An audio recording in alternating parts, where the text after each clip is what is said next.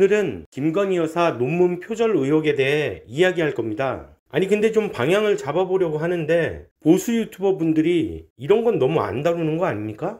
그래서 내가 이렇게 구독자 수랑 조회수가 적나? 아무튼 좀 살펴보자면 일단 베껴넣기 내용이 수두룩하다고 합니다. 전 안 읽어봤습니다만 그렇다네요. 그런데 좀 알아보니 이 베껴쓰기란 것도 인용된 출처를 넣어야 하는데 빼먹는 경우가 종종 있다고 하네요. 그래서 의도까지 살펴봐야만 하는 것이고 논란의 여지가 충분히 있다고 합니다. 검증을 하는 국민대는 판정을 계속 미루고 있었다고 하고 최종적으로 표절이 아닌 것으로 결론을 냈지만 이에 교수단체들은 표절이 분명하다고 하여 재검토를 요청했다고 합니다. 국민대 측은 재검증 안 한다고 결정되었습니다. 반면 숙대 석사 논문은 숙대 교수의 발언으로 관심을 끌었고 자체 검증으로 50%에 육박하는 표절이라고 했습니다. 그러나 28개월간 검증 결과를 지체한 총장에 조국 당을 필두로 숙대 학생들까지 목소리를 높였고 숙대 학생 96%의 지지로 논문 검증파 교수가 지난 20일 차기 총장으로 선출되었습니다. 자, 여기까지가 알려진 내용이죠. 그래서 이제 제 생각을 좀 말해볼까 합니다. 가수 홍진영 씨도 석사 논문 표절로 학위가 취소되었습니다. 그리고 1년 5개월 동안 자숙을 했죠. 홍진영 씨의 논문 표절률은 74%라고 합니다.